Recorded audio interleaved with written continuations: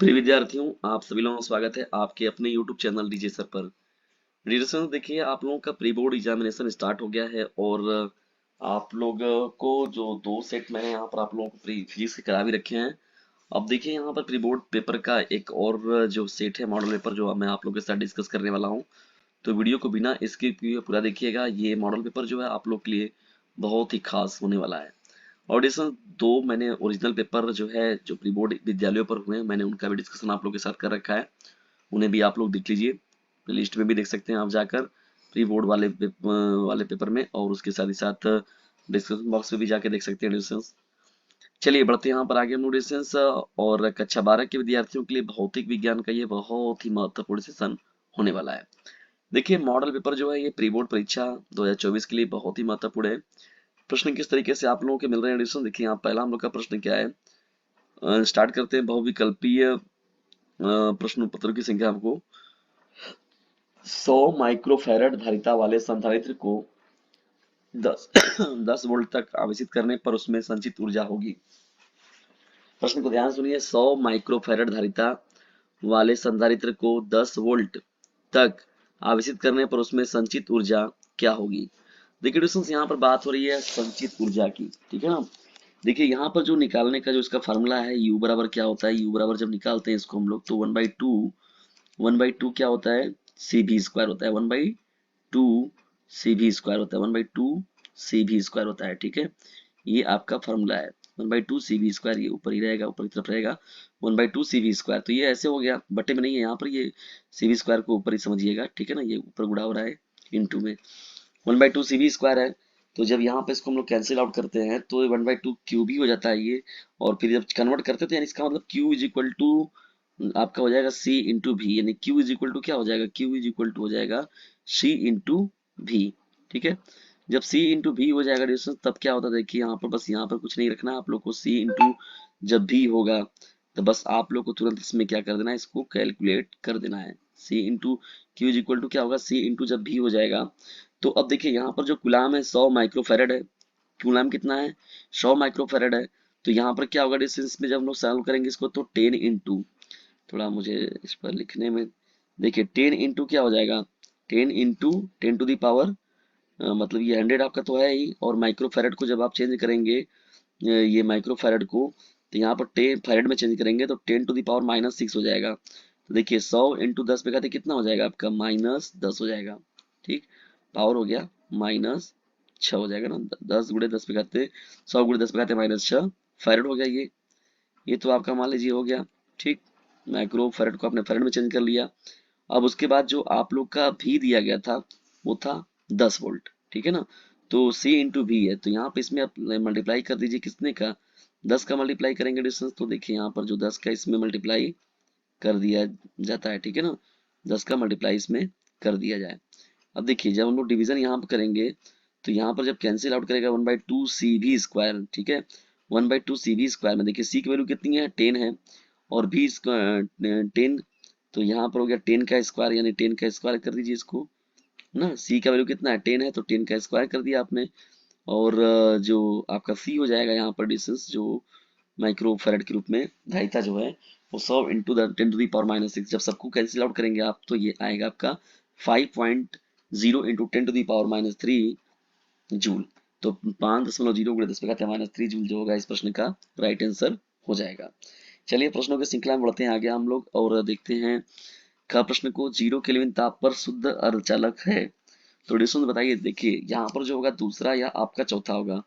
देखिए जो 0 केल्विन ताप पर शुद्ध अर्धचालक जो होता है देखिए जाए तो अचालक की तरह व्यवहार करता है। किसकी तरह व्यवहार करता है, अचालक की तरह, ठीक है ना। तो बताइए इसमें से कौन सा आपका जो होगा प्रतिरोधक होगा कि विद्युत रोधी होगा, ठीक है दोस्तों। ग प्रश्न की ओर देखिए जब हम लोग बढ़ते हैं यहाँ पर तो एक कुंडली के लिए स्वप्रेरकत्व 2mH है। उसमें विद्युत धारा प्रवाह की दर जो है 10⁻³ एम्पीयर प्रति सेकंड है। इसमें प्रेरित विद्युत वाहक बल क्या होगा। देखिए प्रेरित विद्युत वाहक बल की बात करें अगर हम लोग देखिए डिस्टेंस यहाँ पर ई बराबर, देखिए क्या होता है ई बराबर, तो ई बराबर देखिए जब हम लोग निकालते हैं यहाँ पर तो आता है ये आपका एल, एल इंटू क्या हो जाता है आपका डी आई बटे डी टी होता है। तो डी आई बटे क्या हो जाता है ये डी आई बटे डी टी होता है, ठीक है। डी आई बटे डी टी हो जाता है। तो ई बराबर हो जाएगा एल डी आई बटे डी टी हो जाएगा। ठीक है, तो डी आई बटे डी टी हो गया।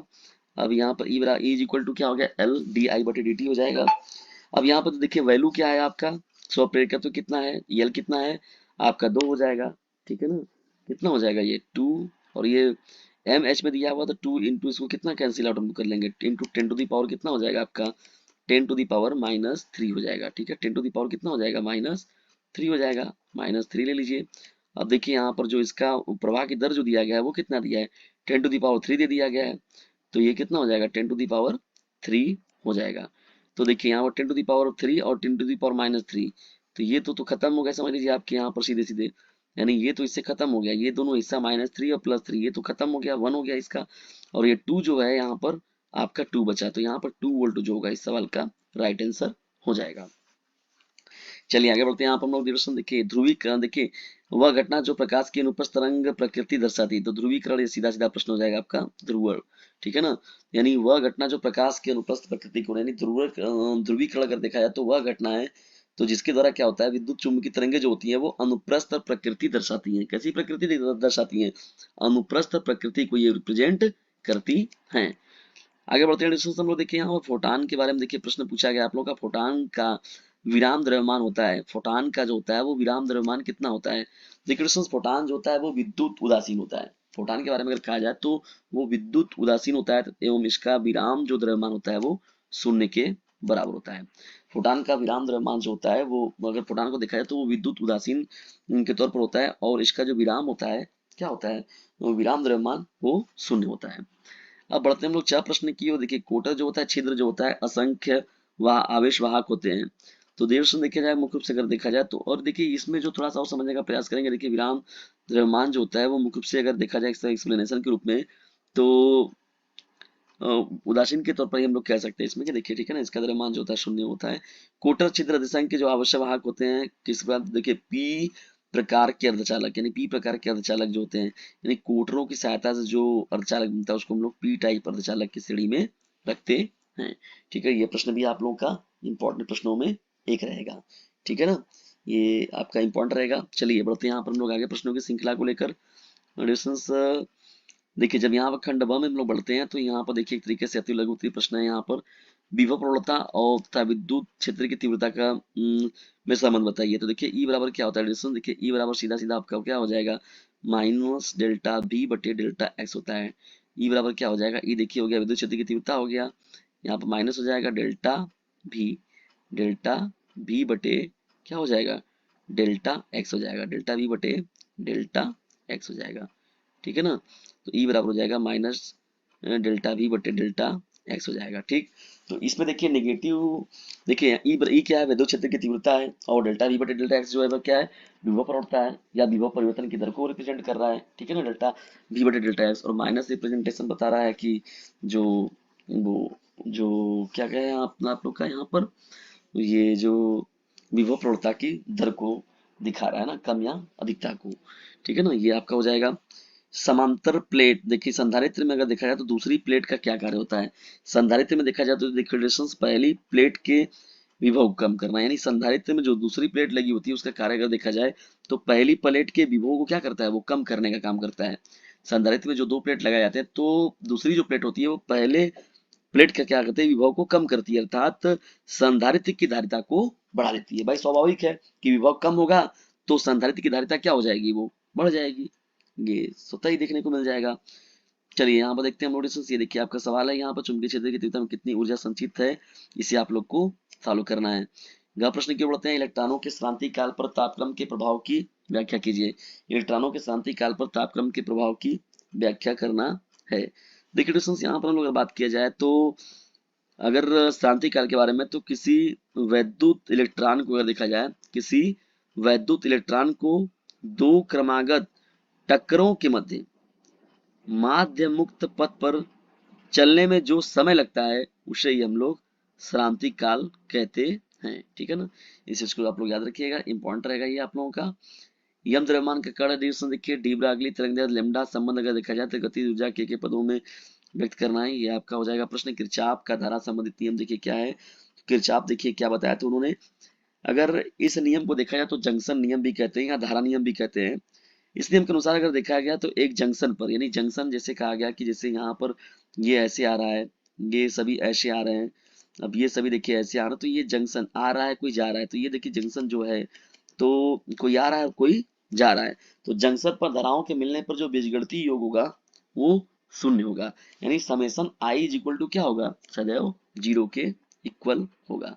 समेशन आई यानी आई गई धारा जो होता है वो दोनों आपस में क्या होगा, वो जीरो हो जाएगा। देखिए बढ़ते हम लोग आगे, यहाँ पर खंडक स की ओर देखिए डिस्टेंस यहाँ पर तो इतना देखिए न्यूटन का बल कार्य करता है, तो विद्युत क्षेत्र की तीव्रता का निकालना है यहाँ प्रश्न जो है आप लोगों का। ख प्रश्न देखिए यहाँ से, यहाँ पर जो है आप लोगों का ख प्रश्न को नोट डाउन कर लीजिए, ठीक है। ग प्रश्न है इलेक्ट्रॉन के माध्यम मुक्त पथ से आप क्या समझते हैं, ये भी बहुत पॉपुलर क्वेश्चन है आप लोगों का। शुद्ध अर्धचालकों में जब कोई द्रव मिलाया जाता है तो क्या होता है, ये प्रश्न भी इंपॉर्टेंट है। खंड द में जब बढ़ते हैं देखिए डिस्टेंस, तो इसे भी सब फोटो खींच लीजिए इन सभी प्रश्नों का। अनुगमन वेग वाला देखिए प्रश्न है आप लोगों का। टर्मिनल विभवांतर विद्युत वाहक बल तथा सिरों के बीच विभवांतर का, टर्मिनल विभवांतर में सूत्र जो है स्थापित करना है। नाभिकीय संलयन से क्या तात्पर्य है, ठीक है। ये प्रकाश के अपवर्तन से आप क्या समझते हैं, नाभिकीय संलयन वाला हो गया प्रश्न। प्रकाश विद्युत प्रभाव के नियम की व्याख्यान करना है अथवा कार्यफलन अथवा तथा देहली आवृत्ति की व्याख्या कीजिए, ये प्रश्न जो है ये भी बहुत महत्वपूर्ण है। हाइड्रोजन परमाणु की 9वीं कक्षा में इलेक्ट्रॉन की ऊर्जा ई एन इक्वल टू -13.6 बटे में एन स्क्वायर इलेक्ट्रॉन वोल्ट सूत्र से दी जाती है। इसके आधार पर ये चीजें जो है निकालनी है। अब देखिए जब हम लोग आगे बढ़ते हैं यहाँ पर प्रश्नों की श्रृंखला में, तो ये देखिए दूसरा और अंगा जो प्रश्न है, परस्पर संपर्क में रखे दो पतले लेंसों के संयोजन की फोकस दूरी के लिए सूत्र की स्थापना करना है। खंड या में जब हम लोग बढ़ते हैं, स्थिर विद्युत की यानी विद्युत स्थिति की में देखा जाए तो गॉस के नियम का उल्लेख कीजिए, ये भी बहुत महत्वपूर्ण प्रश्न है। गॉस प्रमेय की सहायता से देखा जाए दो बिंदु आवेशों के बीच जो कार्य करने वाले जो बल के लिए व्यंजक इस प्राप्त करना है, ये प्रश्न भी इंपॉर्टेंट रहेगा। सातवां देखिए प्रश्न है चौक कुंडली का कार्य सिद्धांत दिखाना डिस्टेंस क्वांटम मॉडल के आधार पर देखा जाए तो प्रकाश विद्युत उत्सर्जन की व्याख्या कीजिए तथा प्रकाश विद्युत समीकरण एच भी equal to 1/2 mv square plus S भी नॉट को उत्पादित कीजिए, ठीक है। ब्रूस्टर के नियम पर का उल्लेख कीजिए, सिद्ध कीजिए किसी पारदर्शी माध्यम में, ये आपका प्रश्न है रदरफोर्ड वाला। देखिए ऊर्जा बैंड के आधार पर चालक अचालक एवं अर्धचालकों में अंतर स्पष्ट कीजिए। तो डिस्टेंस ये रहा महत्वपूर्ण आप लोगों का मॉडल पेपर प्री बोर्ड का। प्री बोर्ड का ये महत्वपूर्ण मॉडल पेपर का डिस्कशन आप लोग कैसा लगा कमेंट बॉक्स में जरूर बताइएगा। और यदि वीडियो थोड़ा सा भी हेल्पफुल लगा हो तो इसे अपने क्लासमेट पर शेयर जरूर कीजिएगा। और याद रखिएगा दोस्तों, यदि ज्यादा नंबर पाने की इच्छा तो डीजे सर चैनल से जरूर लीजिएगा शिक्षा, ठीक है दोस्तों।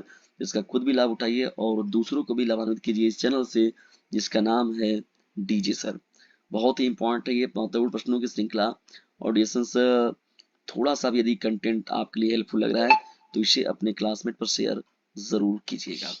वीडियो को अंत तक देखने के लिए आप सभी लोगों का हृदय ग्रहण से पूर्वक धन्यवाद। एक काम जरूर कीजिएगा दोस्तों, इसे शेयर जरूर कीजिएगा। चलिए करते हैं हम लोग आपके लिए दूसरे कंटेंट का इंतजाम, लेकिन एक काम आप करिए दोस्तों कि ज्यादा से ज्यादा जो है वो स्टूडेंट जो है डीजे सर चैनल से उन्हें जोड़ते रहिए ताकि वो स्टूडेंट जो है लाभान्वित हो सके आपके डीजे सर चैनल से। तो दोस्तों से अपने क्लासमेट पर शेयर जरूर कीजिएगा।